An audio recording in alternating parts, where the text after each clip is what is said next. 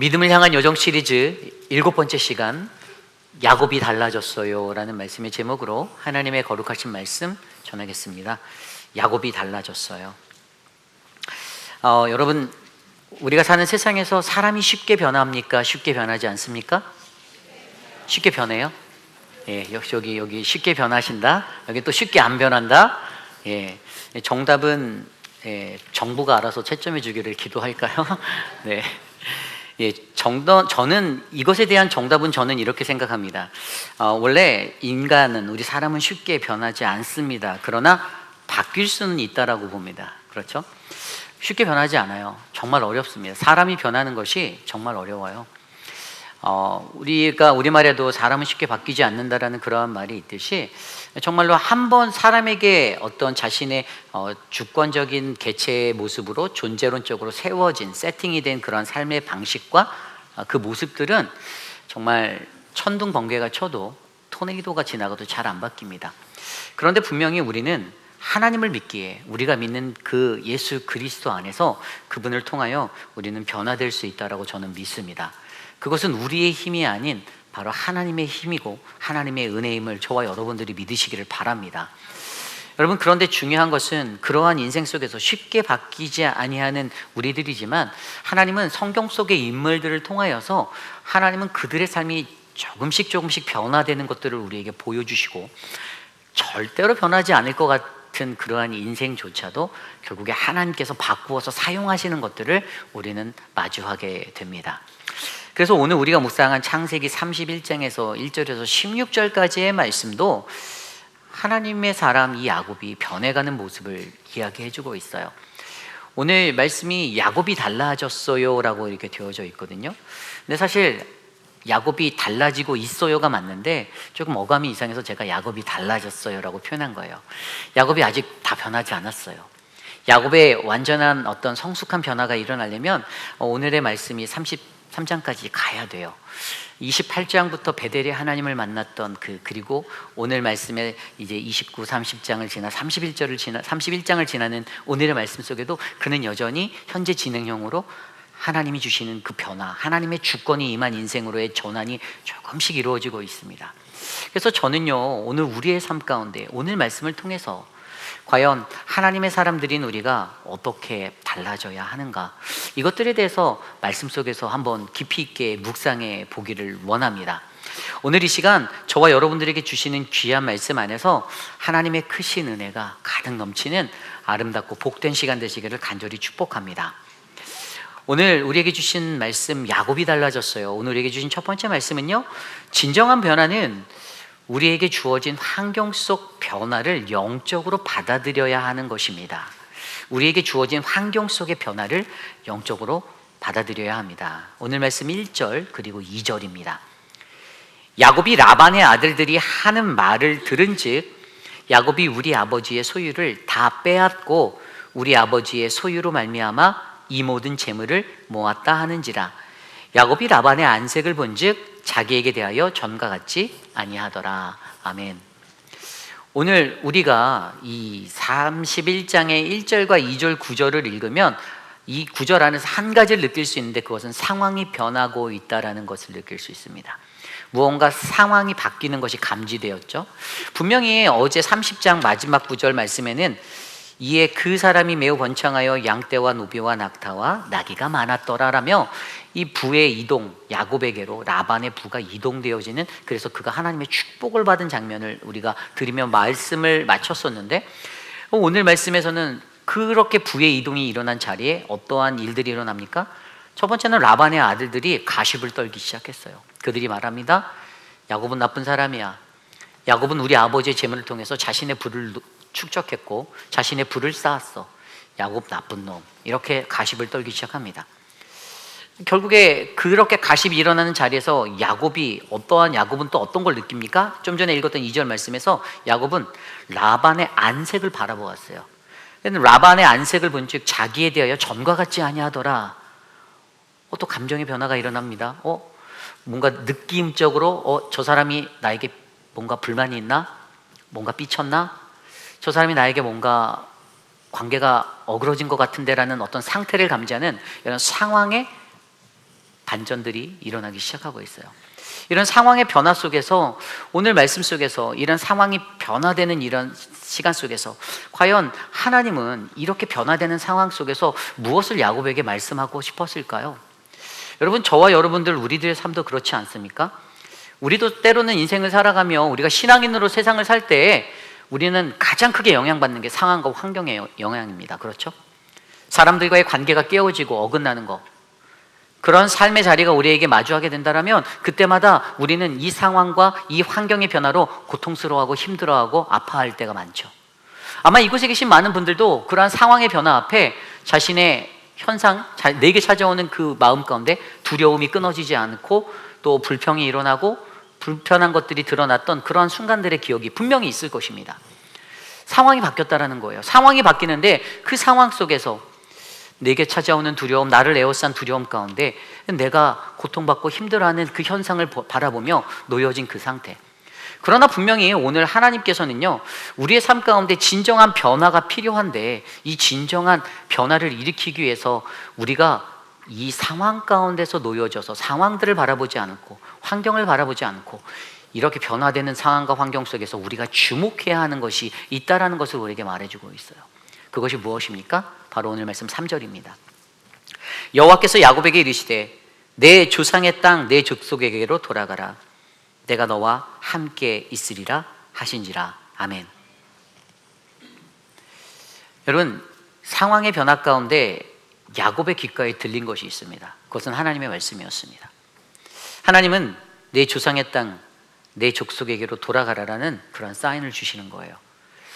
그러니까 이게 야곱의 눈에는 신실한 하나님의 사람의 백성의 영적인 민감성을 갖고 있는 야곱의 눈에는 이게 어떻게 보였어야 하냐 하면, 라반의 아들들이 가십을 떠는 상황들, 누군가의 안색, 라반의 안색이 변해서 저 사람이 나한테 변했네라고 느껴지는 그런 삶의 상황이 하나님의 음성 가운데서, 하나님의 음성은 지금 나를 이곳에서 떠나게 하시기를 원하시는구나라는 그 음성으로 캐치할 수 있는 영적 민감성이 필요한 거예요.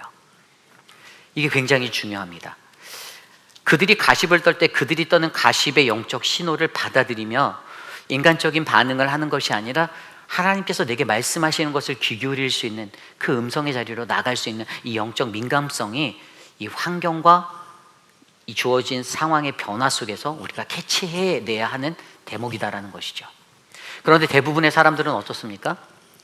아마 여기에 계신 저를 포함해 10중 8구 거의 99%의 분들은 이러한 상황과 환경에 놓이면 그 상황과 환경 속에서 내가 스트레스 받고 내가 힘들기 때문에 이것을 인간적인 방법으로 돌파하려고 할 때가 많습니다. 다른 말로 하면 기도보다 성령보다 앞선다라는 것이죠. 기도하지도 않고 성령을 구하지도 않고 그냥 지금 주어진 이 상황 가운데서, 여러분, 저도 사역을 하다 보니 그런 경우가 많아요. 예전에도 사역했을 때, 예전에 함께 사역하던 어떤 전도사분들이 이런 것들을 저한테 물어봤던 적이 있어요. 제가 부목사 생활을 할 때 교회 교육부나 이런 사역을 하는데 아이들이 자기를 좋아하지 않는 것 같다라는 거예요. 말이 안 되죠. 아이들이 설마 사역자를 미워하겠습니까? 그죠? 그런데 그냥 어떤 관계 속에서 관계가 어그러지니 이 사역자에 대해서 나쁘게 얘기하는 사람들이 있었을 거라 예상하는 그의 상상의 나래 속에서는 이런 것들로 통해서 그냥 저 아이들의 안색이 나에게 변화되고 나에 대해서 반응이 제대로 안 되는 것 같다라고 느낄 때가 많다라는 것입니다. 그런데 여러분, 여기서 주목해야 하는 것은 무엇이죠? 그 상황의 변화가 다가 아니라는 거예요. 하나님은 그 상황을 통해서, 그 불편하고 그 어려운 상황 속에서 하나님이 나를 야곱의, 완전한 야곱의 하나님, 이스라엘이라는 그 이름으로 바꿔주신 야곱으로 세우기 위해서 하나님은 오늘도 말씀하고 계신다는 것입니다. 그게 하나님의 음성을 듣는 사람이에요. 어떠한 상황과 환경이 찾아온다 할지라도 그 상황과 환경에 얽매이지 않고 나의 삶을 하나님께 초점하여, 주님이 오늘 과연 나에게 어떠한 것을 말씀하시려 하는 것인가? 주님이 오늘 나에게 무엇을 요구하실까? 주님이 내가 어떠한 신자가 되고 어떠한 하나님의 백성이 되어 이 땅을 살아가기를 원하는가? 라는 것들을 고민할 수 있는 그러한 믿음의 시선이 우리에게 필요하다는 것이죠. 그런데 오늘 말씀을 들여다보십시오. 라반의 아들들에게는요, 하나님의 주권을 알지 못하는 그러한 삶의 무지함이 있습니다. 하나님의 주권이란 무엇입니까? 모든 인생의 주관자 섭리는 하나님의 것이라는 거예요. 하나님의 것이라는 거예요. 이것은 내가 주도하고 자기 주도적인 삶으로 내가 이끌어가는 인생이 아니라 하나님의 주도적인 하나님의 인생이라는 것입니다. 여러분, 우리의 하나님이 저와 여러분의 삶을 이끌어가시면 여러분 믿으십니까? 우리가 이것을 믿어야 해요. 하나님이 우리의 삶을 이끌고 계십니다. 내 삶의 주인은 나인 것 같지만 실제적으로 우리의 삶의 모든 순간의 역사는 하나님이십니다. 그런데 라반의 아들들은 하나님의 주권을 알지 못합니다. 그러니 뭐라고 하죠?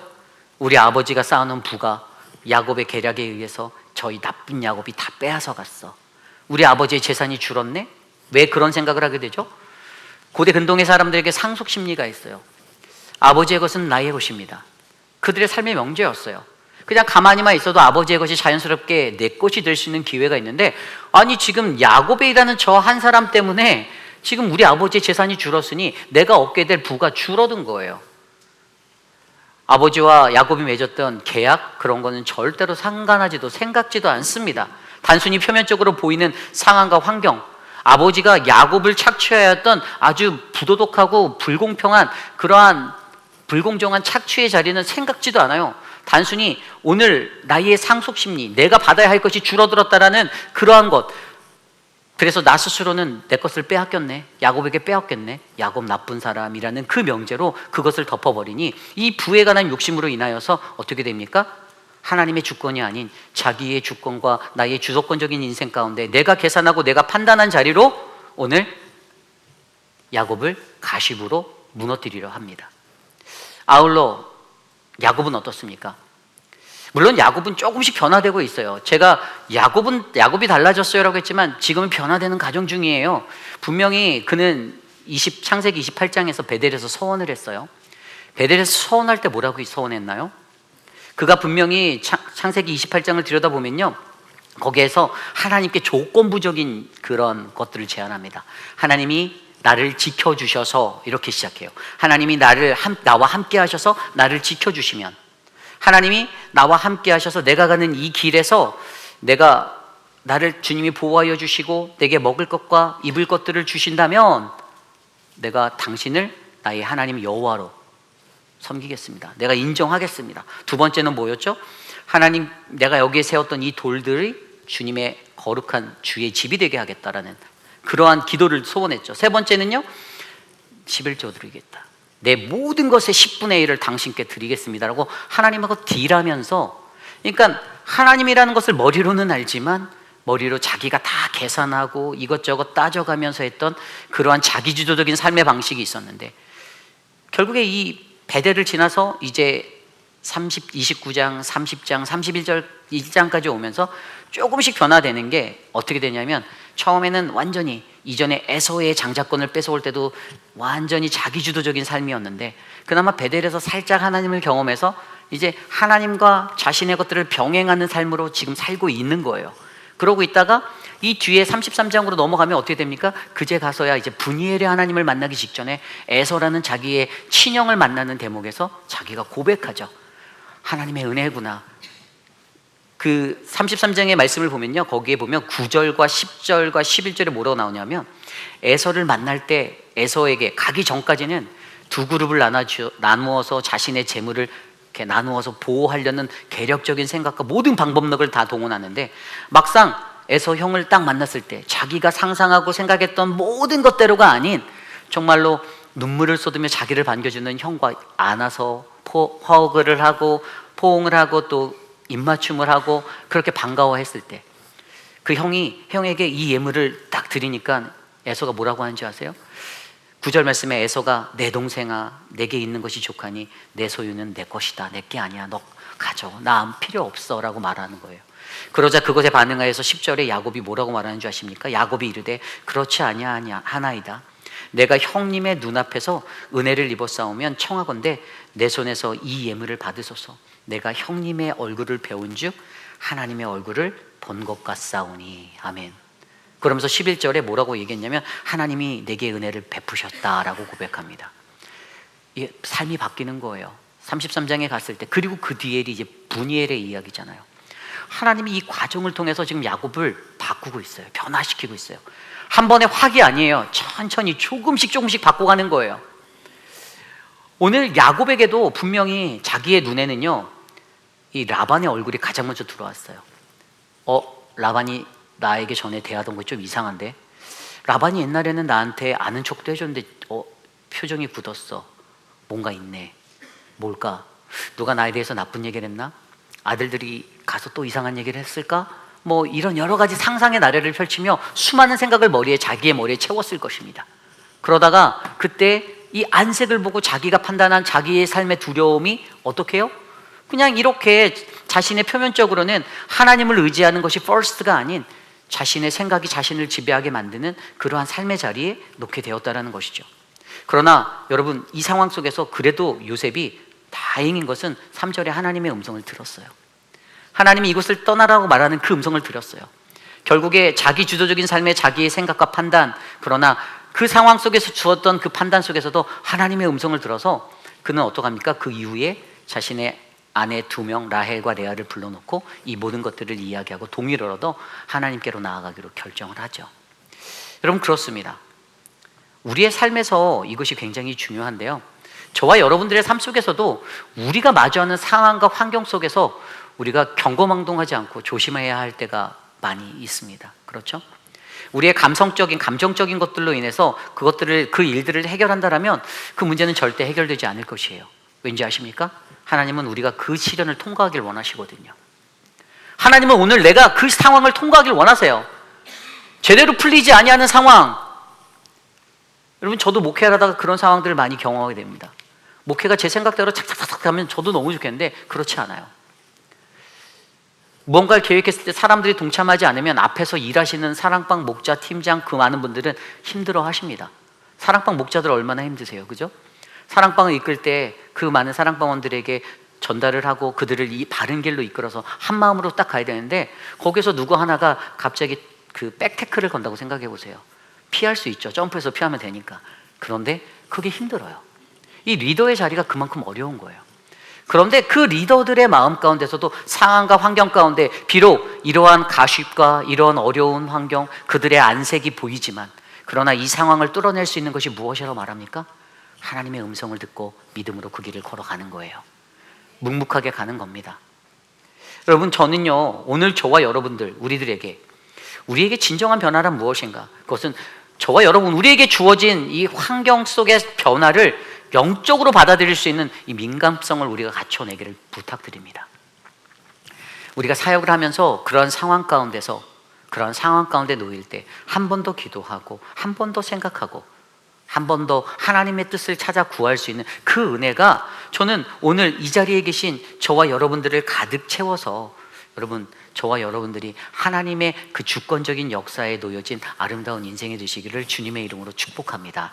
이것이 바로 오늘 말씀의 첫 번째, 바로 야곱이 달라졌어요. 진정한 변화는 우리에게 주어진 환경 속 변화를 영적으로 받아들여야 합니다입니다. 오늘 말씀의 마지막 2번째 이야기는요, 야곱이 달라졌어요. 진정한 변화는 우리의 해석이 바뀌는 것입니다입니다. 우리의 해석이 바뀌어야 한다. 여러분, 사람들은 자기에게 주어진 상황 속에서 다 해석을 합니다. 그죠? 이 상황이 왜 이렇게 되었을까 유추도 하고, 가끔씩은 이제 소설도 조금 써가면서 상상의 나래를 펼치죠. 많은 생각들을 격까지 들려서 많이 하게 돼요. 우리 인간의 인생이 너무나도 피곤합니다. 차라리 저처럼 좀 단순하면 단순하게 살아갈 수도 있는데, 왜 조윤성 집사님 왜 삐쭉 웃으세요? 네. 어쨌든 우리가 생각을 많이 하다 보니 이런 것들이 쉽지가 않아요. 그런데 여러분, 오늘 말씀을 보십시오. 오늘 말씀에서 야곱에게 일어났던 이러한 변화 속에서 그에게 진정한 변화가 일어나는 시작점이 되는 어떤 자리가 있는데, 그것이 바로 오늘 말씀 5절에 나와 있습니다. 야곱이 사랑하는 자신의 라헬과 레아를 그 가족을 데려다가 앞서서 있었던 그러한 이야기들을 이제 다 이야기해주는 이야기가 시작되는데, 5절에 이렇게 나오죠. 그들에게 이르되 내가 그대들의 아버지의 안색을 본즉 내게 대하여 전과 같이 아니하도다. 여기까지는 자기 주도적인 판단에 의해서 그가 말하고 있다라고 우리가 느낄 수 있어요. 그런데 그 뒤에가 중요합니다. 그러할지라도 내 아버지의 하나님은 나와 함께 계셨느니라. 아멘. 장중의 발전입니다. 앞서서 자기가 인간적으로 생각했던 자기 주도적인 판단에 의해서 갖췄던 생각을 던졌지만 그가 지금은 그 뒤에 한 가지를 더 붙여서 그러할지라도 내 하나님은, 내 아버지 하나님은 나와 함께 계신다라는 것을 이야기하고 있어요. 내 아버지 하나님이 나와 함께 계신다는 게 어떤 건지 아십니까? 창세기 28장에 있었던 베델의 하나님이에요. 베델의 하나님이 내가 너와 함께 하겠다, 내가 어딜 가든지 내가 너와 함께 하겠다라는 하나님의 약속 아닙니까? 그 약속에 소망을 붙들 수 있는 사람이 야곱인데, 오늘 그는 어쨌든 한편으로는 지금 자기 주도적인 생각의 판단의 자리와 그리고 하나님의 주도적인 인생의 자리를 같이 병행하여 놓고 움직이고 있다는 것이 그래도 궁극적으로는 굉장히 좋은 반응이죠. 그러면서 이 이야기들을 들여다보니 이제 자신의 이야기를 해요. 여태까지 이야기들을 쭉 이야기합니다. 내가 힘을 다해서 너희들의 아버지, 당신들의 아버지를 내가 섬겼는데 너의 아버지는 나를 속여서 10번이나 내 품삯을 변경했어. 고난의 자리도 얘기합니다. 그런데 7절에 뭐라고 얘기하냐면 7절에 이렇게 얘기해요. 그러나 하나님이 그를 막으사 나를 해치지 못하게 하셨으며. 아멘. 하나님이 또 들어가 있어요. 그의 삶에 하나님이 개입되어 있다는 것을 증거하고 있어요. 이것뿐이 아닙니다. 그러면서 마지막에 딜을 했던 그 점 있는 것과 또 온전치 못한 것들은 내 것이 되게 하는 그런 것들을 딱 제안했을 때, 그때에도 그가 가진 계략을 썼지만 9절에 이렇게 고백합니다. 하나님이 이같이 그대들의 아버지의 가축을 빼앗아 내게 주셨다. 나의 번성도 나의 부요함도 하나님의 것이다라고 하나님이라는 주체적인 하나님을 고백하고 있습니다. 여러분, 이게 얼마나 멋진 얘기입니까? 여기서 멈추지 않아요. 그때 자기가 꿈꿨던 어떤 이야기를 11절에 얘기했는데, 꿈에 하나님의 사자가 내게 말씀하시기를, 이제 모든 것이 하나씩 하나씩 하나님께로 연결돼서 하나님이 나타나는 거예요. 하나님이 내게 꿈으로 말씀해 주셨어 라고 하면서 여기 있나이다 하매 이르시되 내 눈을 들어 보라. 양떼를 탄 수량은 다 얼룩무늬 것이니 점 있는 것과 아렁진 것이라. 라반이 내게 행한 모든 것을 내가 보았다. 내가 알고 있다. 그러면서 13절에 나는 베델의 하나님이라. 내가 거기서 기둥에 기름을 붓고 거기서 내게 서원하였으니 지금 일어나 이곳을 떠나 내 출생지로 돌아가라. 아멘. 여러분, 오늘 이 야곱의 삶 가운데서요, 자기 중심적으로 나의 생각, 나라는 주어로 해석되어졌던 자기의 상황과 환경과 모든 삶의 이야기가 하나님이라는 주제의 이야기로 변화되고 있는 것을 우리는 감지할 수가 있습니다. 그게 굉장히 중요한 영적인 부분이에요. 우리의 삶은, 우리의 일상의 삶은 우리는 일반적으로 내 삶의 주관과 내 상황과 내 판단, 나의 어떤 경험치에 빗대어서 많은 것들을 해석하죠. 그러나 분명히 오늘 우리의 말씀은, 우리에게 주신 말씀은 우리의 삶이 진정한 변화, 하나님의 변화를 경험하기 위해선 우리의 해석이 바뀌어야 된다라고 설명합니다. 해석이 바뀌어야 돼요. 여러분, 저와 여러분들의 삶 가운데서도 이러한 어려운 일들이 일어날 때가 많이 있죠. 해석의 주체가 바로 나라는 자신에서 하나님으로 바뀌어야 된다는 그런 상황들을 알기에 우리도 스스로가 그렇다면 내가 이것을 어떻게 바꿔야지 하나님 중심으로 바꿀 것인가를 고민할 때도 있습니다. 그런데 그거에 대한 답은 성경에 나와 있어요. 어떻게 내가 생각해야, 어떤 사고를 가지고 살아야 나의 해석이 하나님의 해석으로 바뀔 수가 있을까? 로마서 12장 2절 말씀은 이렇게 선포합니다. 너희는 이 세대를 본받지 말고 오직 마음을 새롭게 함으로 변화를 받아 하나님의 선하시고 기뻐하시고 온전하신 뜻이 무엇인지를 분별하도록 하라. 아멘. 여기에 나오는 변화, 진정한 변화를 위해서 우리에게 필요한 것은 이 세대를 본받지 말아야 한다라는 첫 번째, 이 세대를 본받지 말아야 돼요. 다른 사람 하는 것처럼 하지 말라라는 겁니다. 세상 사람들 그렇게 살아도 다 살아도 너는 그렇게 살면 안 돼 라고 말해주는 거예요. 거기에다 가장 중요한 거 두 번째, 오직 마음을 새롭게 함으로 변화를 받으래요. 아멘. 어떻게 하는 게 오직 마음을 새롭게 함으로 변화를 받는 겁니까? 마음을 새롭게 하다? 그냥 감정적으로 내가 기분을 전환하는 게 이게 새롭게 하는 걸까요? 기분이 나빴다가 기분이 확 좋아지면, 여러분 이건 조울증입니다. 이거는 병이에요. 그렇게 하는 게 아니에요. 감정적인 변화를 말하는 것이 아닙니다. 헬라어 원어 성경으로 보면 마음이라는 단어는 노모스라는 단어입니다. 이것은 어떤 거냐면요, 마음은요 우리의 내면의 생각, 내면의 이해, 내면의 내 삶의 기준이에요. 우리가 그런 말 하잖아요. 마음이 절반이에요. 마음 먹은 대로 된다라고 하잖아요. 이 일이 힘들다라고 말하고 마음으로 생각하면 여러분 저 일은 정말 힘들어요. 그런데 이 일은 행복해. 이 일은 즐거워. 어저께 우리 남오이 세 분의 장로님이 땅 파고 막 시멘트를 막 구멍을 뚫길래 저게 뚫릴까라고 저는 쳐다봤어요, 옆에서. 근데 뚫리더라고요. 저 떼약볕 아래서 저분들이 그 수고를 하시는데 저분들이라고 집에 가서 쉬고 싶지 않으셨겠어요? 그런데 왜? 하나님 앞에 기쁨이 된다라는 그 마음으로 섬겨 주신 거예요. 여러분, 마음이 절반이에요. 우리의 마음가짐이 제일 중요하다라는 겁니다. 내가 변화받기 위해서는 나의 마음의 생각을 바꿔야 한다라는 거예요. 두 번째는 뭐냐면요, 이 새롭게 함이에요. 여러분, 이것은 헬라어로 아니카이노세이란 단어예요. 근데 이 단어는요, 리페어가 아니에요. 수리하는 게 아닙니다. 이것은 리크리에이션이에요. 재창조예요. 고쳐서 못 쓴다는 거예요. 새롭게 되는 거듭남을 말하는 것입니다. 여기에 필요한 게 뭘까요? 바로 예수 그리스도예요. 예수 그리스도의 십자가를 알고 우리가 거기에 죽고 거기에 부활하는 그 삶에 동참해야만 우리는 거듭난 삶, 바로 리크리에이션이라는 재창조의 삶을 살 수가 있어요. 그래서 여기서 말하는 이 새롭게 한다라는 것은 갱신하는 재창조가 일어나는, 그래서 변화를 받는다? 뭔가요? 헬라어로 메타모르포스테. 이 단어는요, 본질이 바뀌는 겁니다. 겉이 바뀌는 게 아니라 본질이 바뀌어버리는 거예요. 뼛속까지 바뀌어버리는 거예요. 근데 이 메타모르포스테라는 단어는요, 현재형 플러스 수동태예요. 그게 뭐냐? 현재형은 지금도 계속되고 있는 거예요. 지금도 계속되고 있는 거예요. 근데 수동태라는 것은 뭐냐면 내 힘이 아니라 누군가가 그것을 해서 이게 바뀌고 있는 거예요. 그러니까 이게 뭐냐면 아까 말씀드린 대로 새롭게 하는 예수 그리스도, 우리가 믿는 그 예수 그리스도가 우리 안에 있으면, 하나님이 우리에게 있으면 하나님이 우리를 바꿔주시는 거예요. 우리의 마음을 바꿔주신다라는 거예요. 이게 핵심이에요. 중요한 것은 뭐냐? 나와 하나님과의 관계예요. 내가 하나님과 바른 관계 속에서 바른 은혜를 받고 바른 마음으로 살고 하나님의 말씀을 바르게 이해하고 내가 하나님 앞에 엎드려 기도보다 성령보다 앞서지 않는 그 은혜 가운데 내가 살고 있는가? 그렇지 않은가? 그것이 무엇이 됩니까? 내 내면의 해석에 어떠한 기준으로 갈지를 결정해 준다라는 거예요.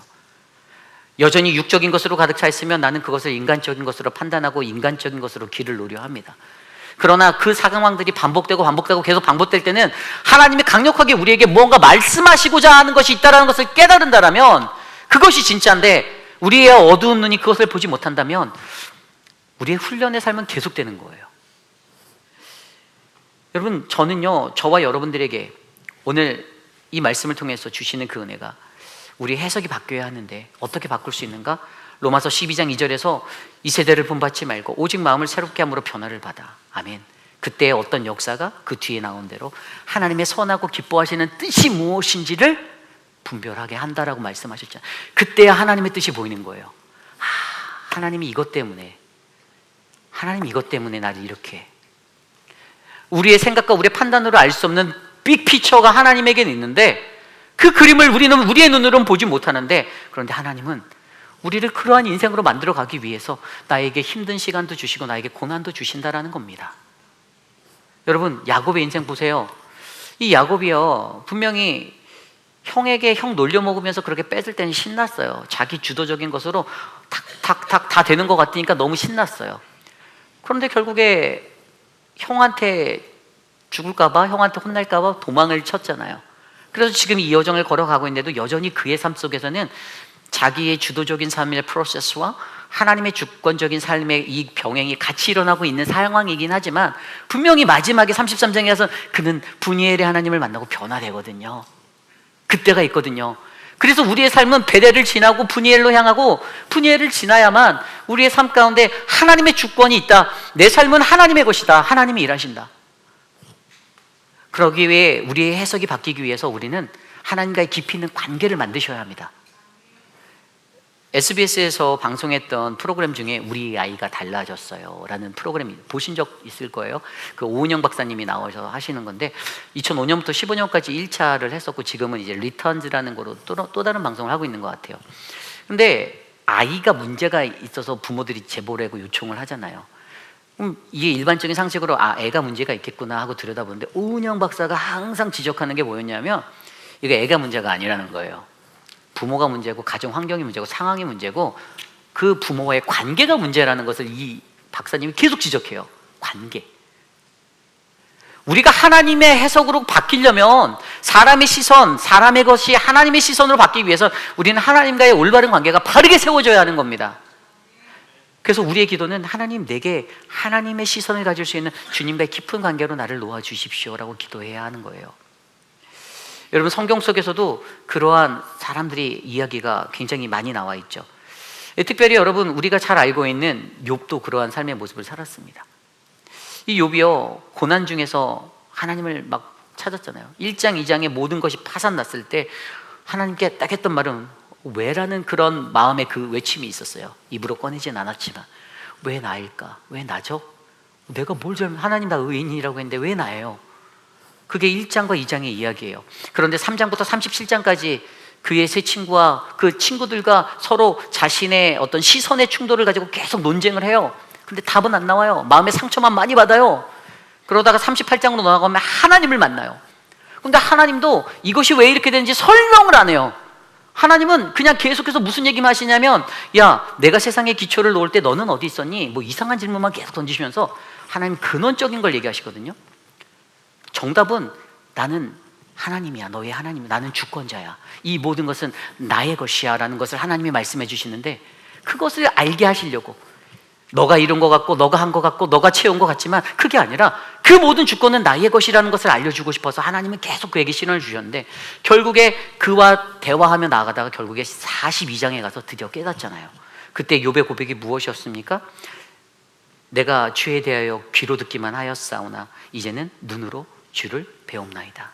아멘. 하나님의 주권을 경험한 자는 그냥 여기 앉아서, 회중석에 앉아서 말씀 들어서 내가 이거 하나님 알았어요, 이게 아니고요. 눈에 보이지 않지만, 이게 눈에 보이지 않는 하나님이지만 내가 당신이 천지 만물의 창조자고 나의 주인 되시고 나의 주권자 되심을 내가 인정합니다라고 고백, 이것이 바로 욥의 고백이었습니다.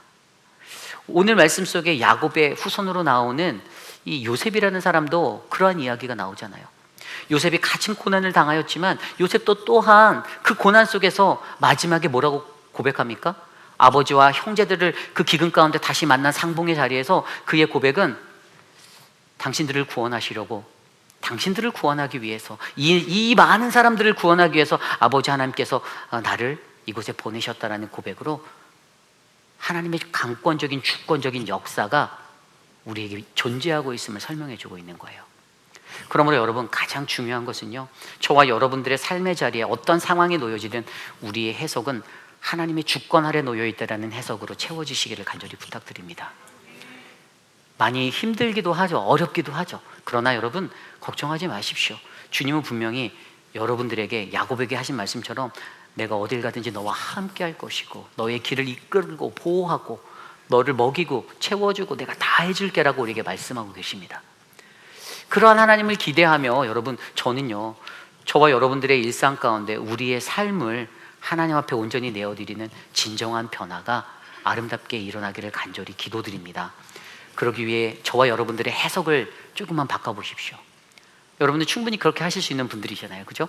저도 그렇게 하려고 노력을 합니다. 저도 이제 되게 인간적으로 생겼잖아요. 인간미가 철철 넘치게 생겼잖아요. 그래서 저도 무슨 상황만 있으면요, 네, 상황만 있으면 막 머리가 지끈지끈 아프고 잠도 안 오고 한숨도 나오고 막 그 제가 소설은 잘 못 써서 소설은 안 쓰는데 하여간 생각이 많아요. 그런데 그러면 몸이 쇠하고 정신적으로 쇠하고 나에게 안 좋더라고요. 그런데 중요한 것은 그런 상황에서 하나님이 우리를 훈련시켜 주시고자 하는 거예요. 비록 너의 상황은 이러지만, 지금 너의 환경이 이러지만 너가 최선을 다하고 있으니 괜찮아. 너가 지금 수고하고 있잖아. 괜찮아. 때를 기다리자. 좀만 더 기다려보자.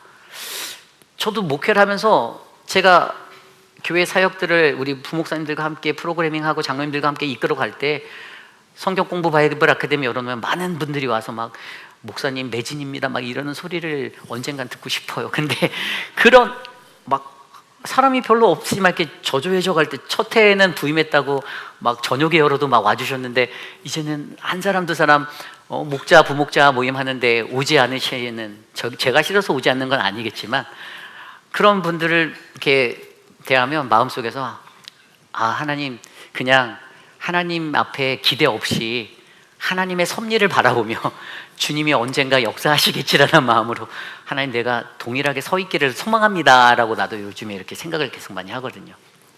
여러분, 이게 중요한 것 같습니다. 저와 여러분들의 삶이 하나님의 섭리 아래 놓여져 있다라면 우리가 어떠한 상황이, 환경이 나를 다도하고 힘들게 하여도 조금 더 여유를 가지고 이 기나긴 여정을 아름답게 잘 지나가시는 저와 여러분 되시기를 간절히 축복합니다. 이제 말씀을 정리하고자 합니다. 오늘 말씀을 통해서 우리는 야곱이 달라지고 있어요를 듣고 있습니다. 야곱이 달라지고 있습니다. 그리고 저와 여러분들의 삶의 모습도 달라지고 있습니다. 믿으십니까? 아직 사람은 쉽게 변하지 않는다라고 말하지만 분명히 예수 그리스도를 제대로 만난 인생은 분명히 바뀔 수가 있다라는 소망에 선 사람들임을 믿으시기 바랍니다. 여러분들이 수고하신 삶의 자리를 주님은 다 아십니다. 세상 사람들은 다 몰라줘도 하나님은 아세요. 그리고 그 자리에서 하나님은 여러분들의 손을 꼭 잡아주시고 계속적으로 위로하고 격려하고 계세요. 우리가 인간적으로 요동하지 않고 정말 마음을 다하고 뜻을 다하여서 하나님이 오늘 내게 하시는 그 말씀을 우리가 듣게 될 때 우리는 그 속에서 하나님의 광대한 역사, 그분의 시간을 마주하게 될 거라 저는 믿습니다. 회의빌 한인 장로교회를 48년의 시간 동안 이곳까지 인도하신 하나님, 여러분들의 삶의 과정을 지금까지 인도하신 하나님, 그리고 그 하나님은 어제나 오늘이나 내일도 변함없이 저와 여러분들을 하나님의 뜻 안에서 하나님의 섭리로 주님의 인도하심에 따라 이끌고 계시는 하나님이심을 우리가 확신하고 나아가시기를 간절히 바랍니다. 계산적이고 속임수를 사용하였던 야곱이 하나님의 사람으로 조금씩 바뀌어가는 이 삶의 모습을 보면서 하나님, 나도 이 세대를 본받지 않고 오직 마음을 새롭게 함으로 변화를 받아 주님이 기뻐하시는 뜻이 무엇인지를 잘 분별할 수 있는 그 영적인 하나님의 사람이 되기 원합니다. 주님 내 안에 거하여 주시고 나와 함께 동행하여 주시옵소서. 우리 시간 그런 마음으로 함께 모두 자리에서 일어나 나의 모습 나의 소유 함께 찬양 드리며 나아가겠습니다. 함께 찬양할까요? 나의 모습 나의 모습 나의 소유 주님 앞에 모두 드립니다. 모든 아픔 모든 기쁨 내 모든 눈물 다 우리 다시 한번 찬양할까요? 나의 모습 나의 소유 나의 모습 나의 소유 주님 앞에 모두 드립니다. 모든 아픔 모든 기쁨을 내 모든 눈물 받아 주시옵소서. 모든 눈물 받아 주소서. 나의 생명이 나의 생명을 드리니 주 영광 위하여 사용하옵소서. 내가 사는 날 동안에 주를 찬양하며 기쁨의 제물 되리. 나를 받아주소서. 나를 받아주소서. 어제 일과 내일 일도 우리 함께 찬양할까요? 어제 일과 내일 일도 등과 희망 드립니다. 모든 소망 모든 계획 내 손과 마음 받아주소서. 받아주소서. 나의 생명을 드리니 나의 생명을 드리니 주 영광 위하여 사용하옵소서. 내가 사는 날 내가 사는 날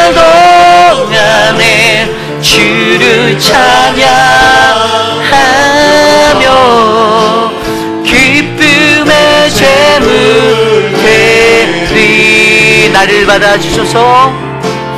나를 나의 생명을 드리니, 나의 생명을 드리니 주 영광 위하여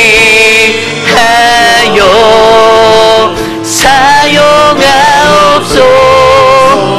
내가 사는 날 동안에 주를 찬양하며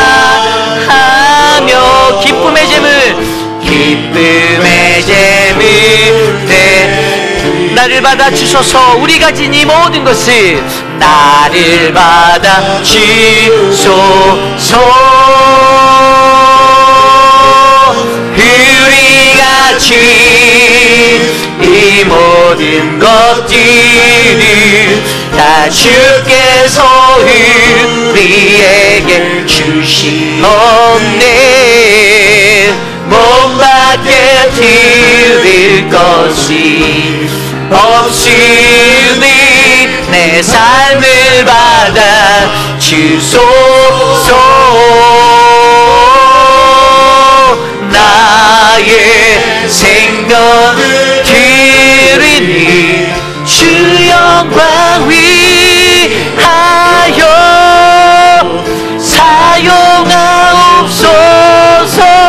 내가 사는 날 동안에 주를 찬양하며 기쁨의 재물 드리 기쁨의 재물 나의 생명을 드리니 나의 생명을 드리니 주 영광 위하여 사용하옵소서. 내가 사는 날 동안에 주를 찬양하며 기쁨의 재물 되리. 나를 받아 주소서.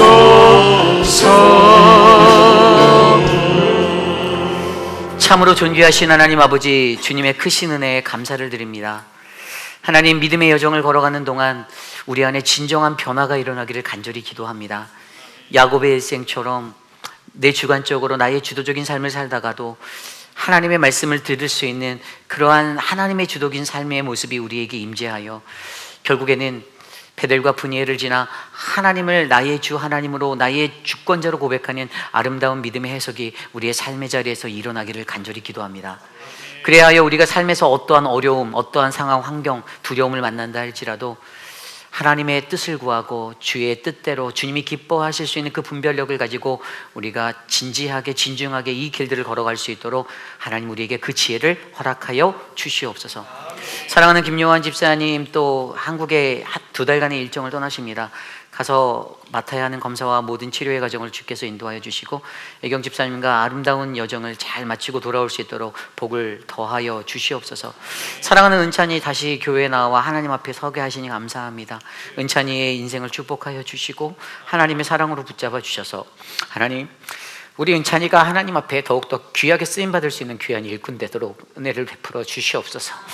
사랑의 하나님, 오늘 우리가 주님 앞에 나와 예배하는 이 시간 우리의 예배를 기뻐 받아주시고 이 예배를 통하여 하나님 홀로 영광 받아 주시옵소서.